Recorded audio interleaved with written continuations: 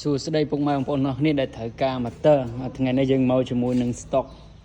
ថ្មីជាមួយនឹងពួកស្វាន13លីស្វាន10លីភេទ Bentley 60 Newton នេះបងប្អូនគ្នានេះຂະຫນາດនេះ60 Newton បងប្អូនឯងក៏ធ្លាប់ទិញយកទៅប្រើក៏ដឹងហើយពីគុណភាពពួកនេះថ្មវាកាន់ខ្លាំងសឹងថាមួយគ្រាប់នេះគឺយើងបាញ់ដបោអាចបានមួយថ្ងៃអីគឺលំដាប់ថ្មហើយនិយាយរួមខាងយើងគឺធានាលើថ្មហ្មងព្រោះថ្មវាសិតតែលំដាប់ម៉ូទ័រហ្នឹងកម្លាំងវាខ្លាំងមួយនេះកម្លាំងវាគឺ60 Newton បងប្អូនឯងក៏ធ្លាប់ប្រើក៏ធ្លាប់ទិញទៅការឋានអីគាត់ដឹងហើយពីកម្លាំងរបស់វាអានេះ Brand Bentley 60 Newton សម្រាប់60 Newton នេះយើងទៅមាន stock ថ្មីទេដោយសារលក់ដាច់ខ្លាំងសម្រាប់ប្រភេទស្វាន60 Newton នេះឥឡូវទៅចូល stock ថ្មីទៀតហើយអញ្ចឹងបងប្អូនឯងត្រូវការអាចមកយកបានបងប្អូនឯងកក់ហើយក៏អាចមកយកបានដែរ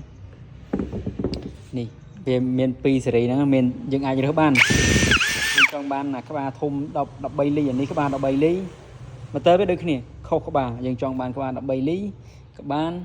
ឬក៏ចង់បានក្បាល10លីក្បាលណាគឺម៉ូទ័រតែមួយទេខុសតែនេះទេខុសតែក្បាលវាទេឆ្លាញ់មួយណាក្បាលនេះអានេះក្បាល13លីអានេះក្បាល10លីហើយកម្លាំងគឺនៅដដែលគឺ60 Newton ដូចគ្នាហើយម៉ូទ័រដែលមានកម្លាំង60 Newton វាខ្លាំងបងប្អូនមិនលេងសើចទេបងអាចនឹងចាប់ដៃអត់ជាប់ទេពួកកម្លាំង60 Newton ណាហើយថ្មវាគឺ4 pair ពេញហ្មង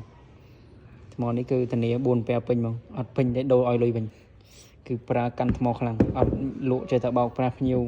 ដាក់ថ្មទុយឲ្យអត់ទេបងប្អូនគ្នា4គឺ4 3គឺ3 2គឺ2និយាយមួយដឹងមួយបងប្អូនគ្នាអញ្ចឹងត្រូវការគឺអាចតាក់ទងមកបងប្អូនគ្នាកុំឲ្យដាច់ stock តាន់ទៀតអរគុណបងប្អូនគ្នា